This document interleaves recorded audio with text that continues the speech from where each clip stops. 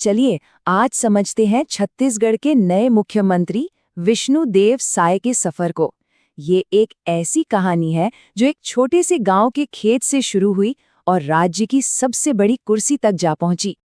देखिए, उनकी नियुक्ति सिर्फ एक राजनीतिक बदलाव नहीं है, बल्कि ये अपने आप में एक ऐतिहासिक मील का पत्थर है। वो मध्य भारत में मुख्यमंत्री बनने वाले पहले वरिष्ठ आदिवासी नेता हैं, और ये वाकई एक बहुत बड़ी बात है। तो उनकी इस पूरी कहानी को समझने के लिए हम सबसे पहले उनकी नई भूमिका को देखेंगे। फिर ये जानेंगे कि वो गांव से राजनीति तक कैसे पहुंचे। उनके 4 दशकों के लंबे करियर पर भी नजर डालेंगे और आखिर में देखेंगे कि मुख्यमंत्री के तौर पर वो छत्तीसगढ़ के लिए क्या कर रहे हैं और भविष्य को लेकर उनका विजन क्या है। तो चलिए, सबसे पहले एकदम बेसिक सवाल से शुरू करते हैं। आज की तारीख में विष्णुदेव साय कौन है और उनकी राजनीतिक पहचान क्या है? 13 दिसंबर 2023 को उन्होंने छत्तीसगढ़ के मुख्यमंत्री का पद संभाला।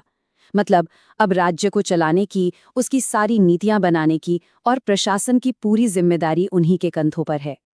अगर उनकी राजनीतिक जड़ों की बात करें तो वो भारतीय जनता पार्टी यानी बीजेपी से जुड़े हैं और उनकी विचारधारा पर आरएसएस का गहरा असर है। फिलहाल वो कुनकुरी विधानसभा क्षेत्र से विधायक हैं। लेकिन इस मुख्यमंत्री की कुर्सी तक पहुंचने से पहले का उनका जीवन कैसा था? उनकी कहानी की शुरुआत होती है एक बहुत ही छोटे से गांव से।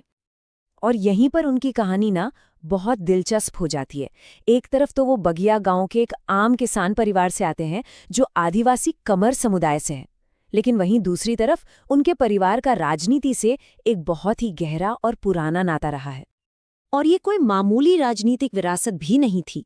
सोचिए, उनके दादा 1947 में विधायक थे, उनके चाचा विधायक भी रहे और केंद्रीय मंत्री भी।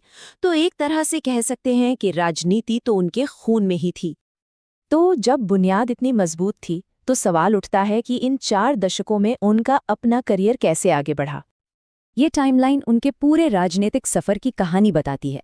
1989 में वो एक गांव के पंच बने और वहां से शुरुआत करके वो विधायक बने, फिर सांसद और फिर केंद्रीय मंत्री भी रहे। मतलब ये एक धीमी लेकिन लगातार ऊपर की ओर चढ़ाई थी जो आखिर में 2023 में उन्हें मुख्यमंत्री पद तक ले आई।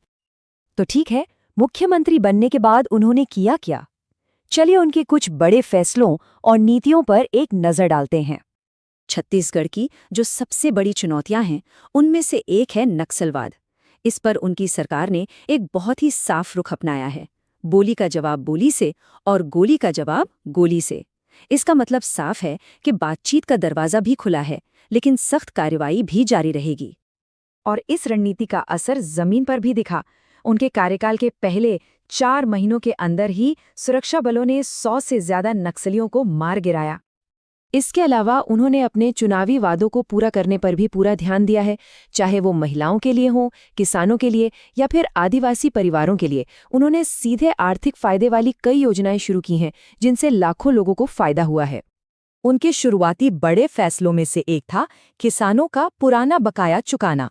उन्होंने 13 लाख किसानों को 2 साल का रुका हुआ बोनस, जो कि 3,716 करोड़ रुपए से भी ज्यादा था, वो जारी किया। अच्छा, ये तो हुई वो बातें जो अभी हो रही हैं, लेकिन अब जरा आगे की बात करते हैं। उनका लंबा प्लान, उनका लॉन्ग टर्म विजन क्या है? उनका लक्ष्य बिल्कुल साफ है। विकसित भारत के राष्ट्रीय सपने के साथ कदम से कदम मिलाकर विकसित छत्तीसगढ़ का निर्माण करना। और इस बड़े विजन को हकीकत में बदलने के लिए वो अमृतकाल छत्तीसगढ़ विजन एट 2047 नाम का एक पूरा रोड मैप तैयार कर रहे हैं। ये दस्तावेज अगले 2 दशकों के लिए राज्य के विकास की दिशा तय करेगा। तो एक किसान का बेटा, एक अनुभवी राजनेता और अब छत्तीसगढ़ के मुख्यमंत्री विष्णुदेव साय का अब तक का सफर काफी लंबा और दिलचस्प रहा है। लेकिन असली सवाल तो ये है कि जब इतिहास